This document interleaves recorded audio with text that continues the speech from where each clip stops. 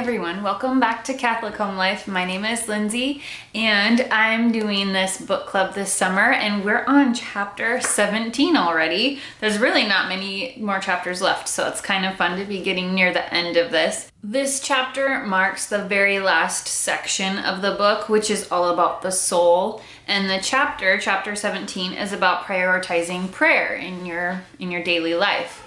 And this is something that it was just such a good breath of fresh air to read this chapter and to realize that in this season of life as a mom, prayer is really hard to fit into your day because there isn't really a built-in time of day that's natural where you typically have some quiet time. There's usually always noise, which is totally the case for my life.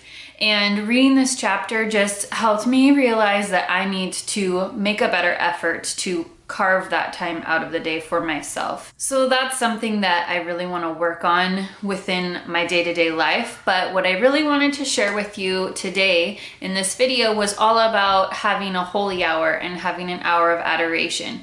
And for me, I try to have a holy hour once a week. Before we moved, my holy hour was on Thursday nights at 9 o'clock from 9 to 10. And that was the perfect time of the day where my husband was home and I could pass the kids all off to him. They were usually all in bed and I tried to help him get them in bed so that I could go and have my hour with Jesus.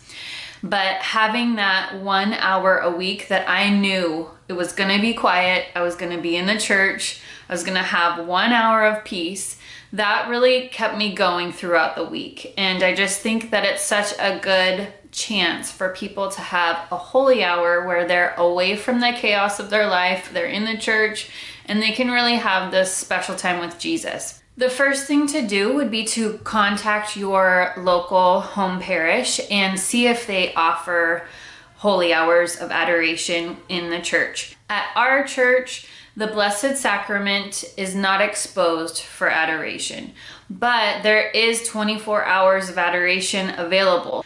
At our church, there is a code on one of the side doors and all of the adorers have access to the code and they type the code in and then they go in the side and you sign in on the book just to say that you were there and you were representing that hour of prayer, because at our church it's perpetual adoration, so it's an unbroken chain of people praying all day long, 24 hours a day, 7 days a week. Someone is there in the church praying, which I think is such a comfort, knowing that even when I can't get to the church for whatever reason, there's someone there praying and we're all lifting each other up in prayer. So adoration is just a really beautiful thing.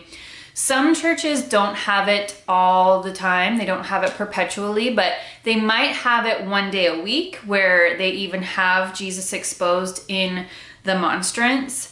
And so just check out and see what the options are at your parish. And if there isn't anything going, then maybe that's an apostolate that you could start at your church and just talk to your priest and see if that's something that you could do. Since we just moved, this is something that I'm actually really missing for the last few weeks. I haven't been having my holy hour on Thursdays, and we're a little bit further away from our church and we're closer to another church, and I know that they have perpetual adoration at this other church. So I'm thinking that I will go and have my holy hour there because it's a little bit closer and Jesus is exposed at this other chapel in this church. It's actually the same church that my dad had his conversion in, and it was this beautiful miracle. If you haven't watched my video of my dad's conversion, I'll have it linked up above, but that chapel is the very same chapel that I'm hoping to sign up to have a holy hour in. I just need to call them and get on the schedule, so that's what I need to do. And since this is the video for today, I'm gonna make that my goal. I'm going to call them this week and I'm going to make my holy hour happen again because I'm really, really missing it. So that's my advice to you. No matter what your state in life is,